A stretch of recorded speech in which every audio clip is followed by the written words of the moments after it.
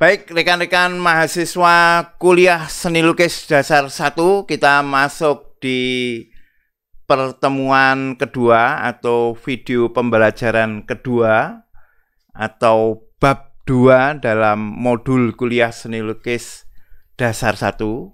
Kita akan membahas tentang N-Plein Air. Baik, langsung kita lihat modulnya. Bab 2 N-Plein Air.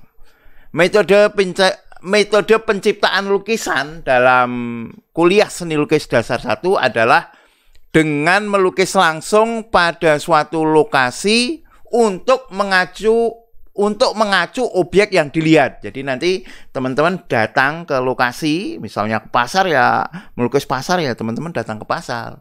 Melukis mall gitu ya datang ke mall. Melukis sungai gitu ya datang ke sungai. Proses pengerjaan lukisan tidak di dalam studio, jadi tidak di studio, di luar studio, tetapi di tempat keberadaan objek, umumnya di luar ruangan, karena nanti tugas pertama di dalam ruangan. Tugas yang kemarin melukis dapur. Praktek seperti ini disebut dengan N-Plein Air. Istilah yang berasal dari bahasa Prancis ini berarti luar ruang atau outdoor. Oh ya rekan-rekan, saya tidak terbiasa melafalkan istilah-istilah dari Prancis. Jadi nanti kan ini banyak ini istilah-istilah atau nama-nama dari Prancis gitu. Jadi kalau ada di antara rekan-rekan yang ahli bahasa Perancis atau pernah kursus bahasa Perancis gitu, jangan sungkan untuk membetulkan ya. Oh ini yang benar seperti ini gitu. Jadi nanti teman-teman tahu yang tepat seperti apa. Tapi kalau nama jangan sungkan juga ya. Misalnya teman-teman tidak bisa mengucapkan nama sesuai lafadznya gitu, tidak perlu terlalu risau. Memang biasanya kita akan mencoba melafadzkan seperti apa yang dilafadzkan di tempat asalnya. Misalnya tulisannya Sigmund Freud gitu ya, tulisannya Freud ya, dibaca Sigmund Freud gitu. Jadi mencoba setepat mungkin dengan penutur aslinya. Tetapi seringkali penutur barat itu tidak memakai kaidah itu juga kan, seringkali membaca sak penak wudele mereka itu kan. Jadi apa yang semestinya dibaca begini tidak dibaca begini, tetapi begitu. Contohnya ya di tokoh di luar barat itu ada Ibnu Sina, tulisannya Ibnu Sina, tapi dibaca Avicenna. Ibnu Rus dibaca Averroes. Nah makanya kalau ada tokoh namanya Denny Junaidi, itu mereka susah melafadzkan maka dibaca Denny John Kennedy gitu ya. Jadi tetap tidak usah terlalu risau ya kalau nggak bisa membaca nama. Yang penting yang dimaksudkan adalah itu. Tetapi kalau memang ada teman-teman yang bisa, yang memang ahli gitu, jangan ragu untuk membetulkan ya. Saya malah suka. Baik. Kadang aktivitas tersebut disebut dengan plein air painting atau painting outdoor. Kadang N-Plein Air painting atau apapun namanya, yang jelas aktivitasnya itu melukis langsung di luar ruangan. Ini salah satu contoh yang dibuat oleh pelopor N-Plein Air. Siapa mereka nanti kita akan baca juga, kita akan bahas juga pelopor N-Plein Air ini. Siapa dia ya, bukan siapa mereka, tokohnya satu. Di Indonesia, melukis langsung seperti ini biasa disebut dengan on the spot. Frasa ini secara harfiah berarti di tempat. Di negara lain, on the spot seringkali dipahami sebagai kegiatan melukis yang dikerjakan pada tempat dan waktu khusus yang telah ditentukan. Tidak harus mengacu pada objek yang dilihat. Ini di istilah-istilah yang memakai bahasa Inggris gitu, kadang on the spot itu tidak diartikan sebagai melukis langsung sebagaimana en plein air. Saya menulis juga di dalam katalog pameran tunggal saya yang judulnya on the spot. Saya malah memakai istilah on the spot, yang di dalamnya saya tulis juga tentang salah paham on the spot gitu ya. Tapi saya pakai karena apa ya? Karena itu yang sudah populer di Indonesia. Bahasa itu kan kaidahnya adalah asalkan dipahami di dalam masyarakat penggunanya gitu ya, bahasa itu menjadi bahasa yang efektif gitu. On the spot ini tidak harus mengacu pada objek yang dilihat.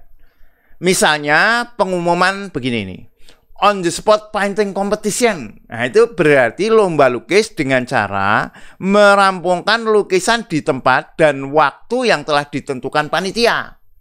Ini untuk membedakan dari lomba lukis yang dilaksanakan dengan cara mengirimkan lukisan yang telah dibuat di rumah masing-masing peserta. Jadi kalau ada di luar negeri gitu, teman-teman menemukan pengumuman kok on the spot painting competition gitu, jangan buru-buru mempersepsi sebagai melukis langsung di luar ruangan seperti en plein air gitu, bukan, tetapi melukis di lokasi, waktunya lokasinya sudah ditentukan, waktunya juga sudah ditentukan.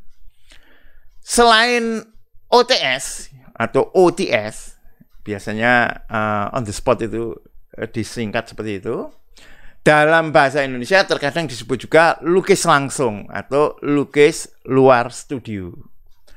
Tokoh yang kerap disebut sebagai pionir en plein air adalah Pierre Henry de Valenciennes yang hidup tahun 1750 sampai 1819. Pelukis kelahiran Prancis ini berkarya di Roma antara tahun 1778 sampai tahun 1778 hingga 1782. Dia kerap melakukan studi lukisan lanskap dengan cara langsung terjun ke lapangan. Jadi dia mengamati. Saat itu belum banyak, karena saat itu pelukis-pelukis itu cenderung menseleksi objek-objek yang dianggap indah, dianggap menarik. Misalnya ya, gunungnya kok di sana bagus, terus diambil gitu.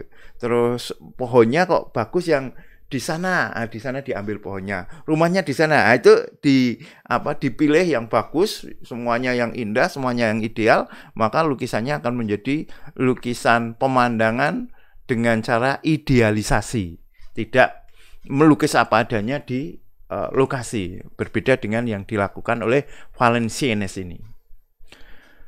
Terkadang melukis pohon dan rumah yang sama dalam waktu yang berbeda. Nah, kalau Valenciennes ini ada pohon gitu menarik, dicoba dilukis dari arah sana, dari arah sini, dilukis pada siang hari, dilukis pada sore hari. Nah, ini nanti akan banyak dikembangkan oleh pelukis-pelukis impresionisme. Nanti kita bahas. Bahkan dia membuat buku berjudul Reflection and Advice to Students on Painting, particularly on Landscape, atau refleksi itu pemikiran, dan nasihat kepada siswa tentang lukisan, khususnya lukisan lanskap atau pemandangan, yang diterbitkan tahun 1800. Nah, ini karya Valenciennes, yang ini adalah pemandangan di sekitar Roma, dan ini lanskap atau pemandangan dengan reruntuhan. Ini langsung digambar. Jadi goresannya memang goresan-goresan yang cenderung spontan, tidak detail-detail gitu, karena terkait dengan keterbatasan waktu saat melakukan praktek en plein air. Dalam sejarah seni lukis, praktek en plein air sering dikerjakan seniman. Bahkan kelompok pelukis Barbizon, atau disebut juga Barbizon School, identik dengan cara ini. Komunitas yang aktif pada tahun 1830 hingga 1870 menjadikan desa Barbizon yang ada di Prancis sebagai objek lukisannya. Jadi ada kota yang atau desa itu ya, desa yang asri itu, banyak pelukis datang di sana, mereka saling melukis langsung gitu ya, karena pemandangannya bagus. Misalnya Corot pada tahun 1846 melukis hutan Fontainebleau di dekat desa Barbizon. Untuk selanjutnya, seniman Barbizon juga melukis di lokasi lain.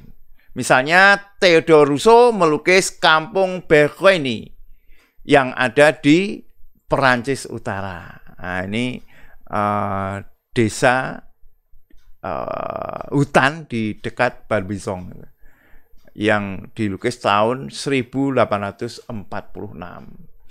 Kalau ini Rousseau melukis desa, kalau ini desanya di Perancis Utara. Jadi meskipun kelompoknya ini ada di Barbizon, ya sekali waktu dia bisa keluar di desa lainnya dengan cara melukis langsung. Dalam sejarah seni rupa barat, seniman yang intens melukis secara outdoor adalah pelukis impresionisme. Para perupa gerakan ini berusaha menangkap kesan cahaya, karena impresi itu kan aslinya kesan, yang ditangkap itu kesan cahaya. Menangkap kesan cahaya matahari yang jatuh pada objek. Karena mengejar kesan pada waktu tertentu, cara kerjanya sangat cepat. Ya kan, kalau misalnya mau mengejar kesan pagi kan keburu siang gitu, cepet-cepetan kan, paginya harus dibuat ya. Sore itu nanti kalau kehabisan waktu ya sudah malam, atau bayangannya sudah berubah itu kan. Kalau matahari bergeser turun dikit kan bayangannya udah panjang. Ini nanti pelukis impresionisme itu kadang belum selesai ya, diulangi di hari selanjutnya, tetapi pada waktu yang sama itu, agar kesan cahayanya sama. Sampai mana tadi? Karena mengejar kesan waktu tertentu, cara kerjanya sangat cepat, sehingga karyanya tidak mengandalkan detail, tidak mengandalkan rincian, sebagaimana dalam lukisan realisme. Kalau realisme kan detail-detail ya. Meskipun nanti kalau kita lihat sejarah seni rupa, realisme ini tidak sedetail pendahulunya yaitu romantisisme. Romantisisme detail, apalagi kalau pendahulunya lagi yaitu neoklasikisme, itu lebih detail lagi. Emile Blemont dalam buku Rappel yang terbit tahun 1876 menggambarkan para impresionis ini, seniman impresionisme. Mereka tidak mengimitasi alam, tetapi menerjemahkannya, menginterpretasi. Jadi pelukis-pelukis impresionisme ini tidak semata-mata meniru alam, tidak semata-mata mengimitasi. Istilah mengimitasi alam ini mengikuti filsuf Plato. Ya, tidak saatnya kita membahas secara detail ya, kapan-kapan lah ya, kalau ada kesempatan bisa kita bahas. Aliran seni lukis yang cara kerjanya tidak dapat dipisahkan dari praktek en plein air adalah impresionisme ini. Gerakan seni yang muncul abad ke-19 ini membawa kanvas yang relatif kecil langsung ke lapangan dan melukis secara cepat. Karena kalau gede-gede kan susah bawanya.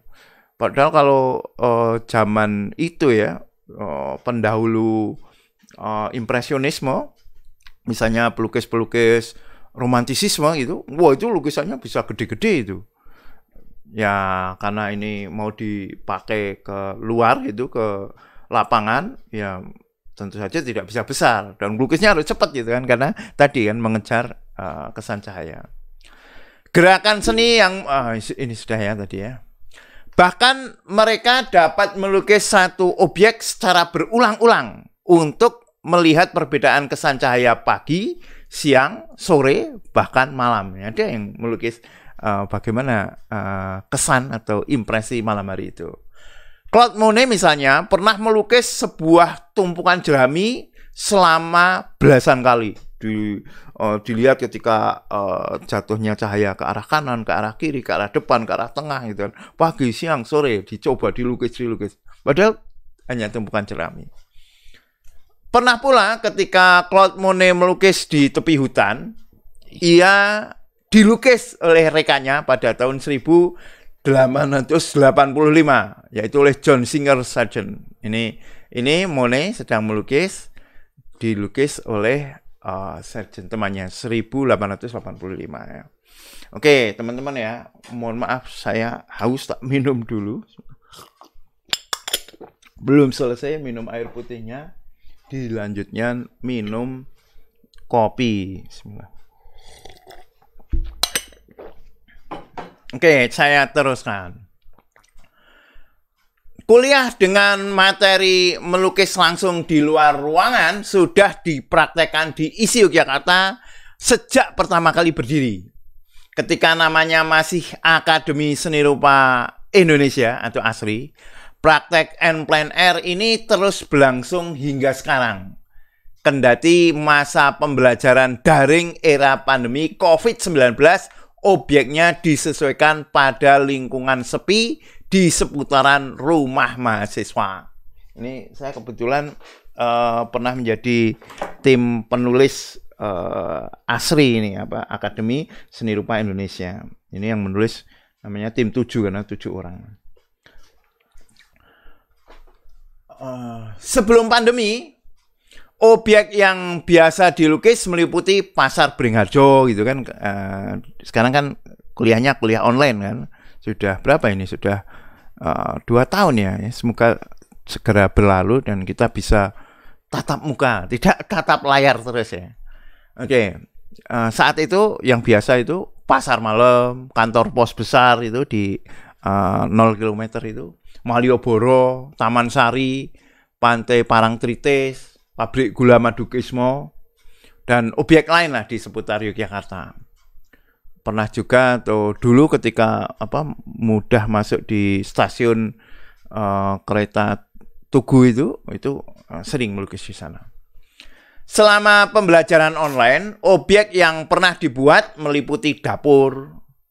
Ya, mulainya memang biasanya di dalam rumah kan karena latihan melukis langsung ya. Kalau nggak dapur ya kamar tidur gitu. Rumah sendiri dilihat dari tetangga gitu ya, jadi keluar. Tadi di dalam rumah terus keluar. Terus view dari jendela melihat pos ronda, bagaimana suasananya, kadang diminta malam hari. Kandang ternak, selokan gitu kan, melihat ini yang kemarin ya. Ada makam, ada pasar, tiang listrik, jemuran, bengkel, suasana hujan dengan genangan air gitu kan. Biasanya ini kan pas sekarang ya hampir Desember ya, sudah mulai masuk musim hujan ya. Melihat melukis hujan yang artistik gitu. Dan tempat wisata terdekat. Ya, semoga teman-teman bisa kembali ke kampus dan bisa kuliah langsung lagi. Ini suasana mahasiswa ASRI Yogyakarta ketika melakukan en plein air.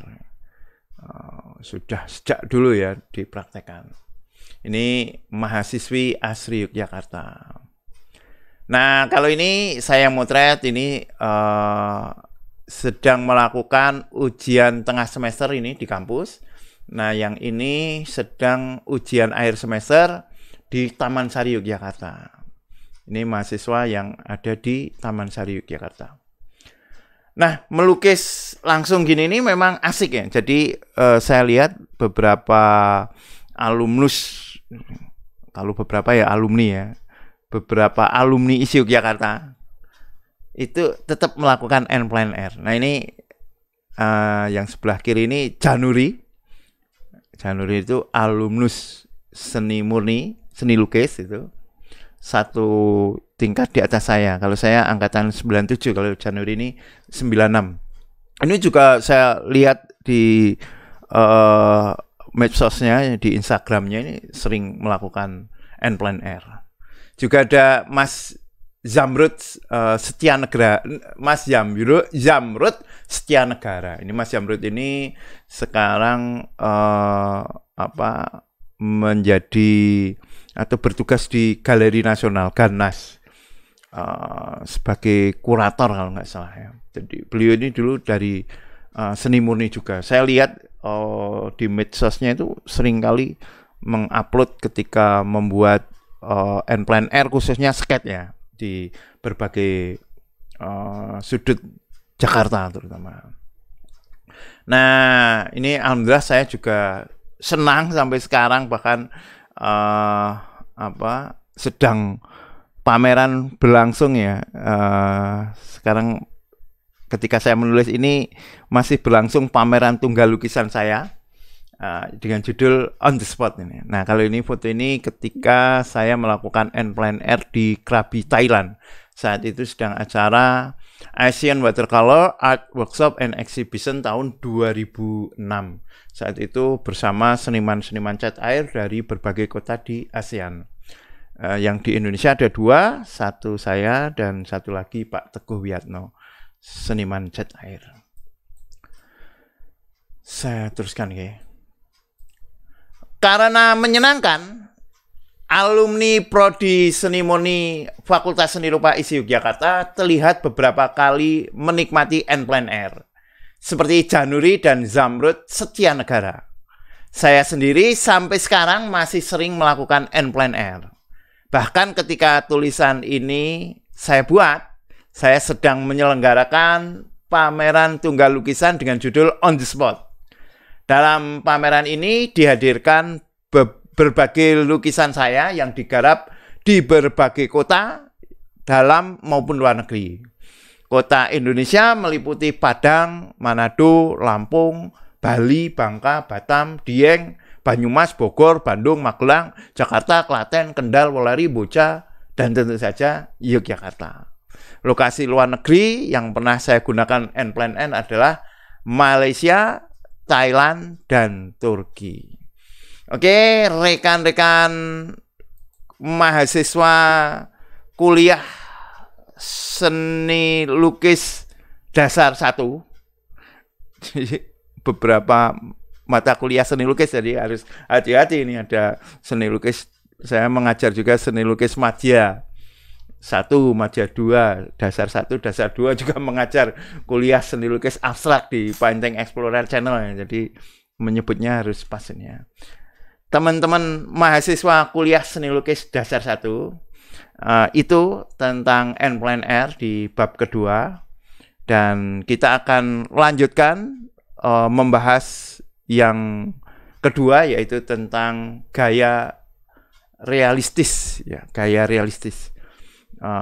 Apa itu, bagaimana hubungannya dengan kuliah kita. Video yang kedua ini saya cukupkan, dan kita sambung video ketiga untuk melihat bab ketiga dalam modul kuliah seni lukis dasar 1. Terima kasih.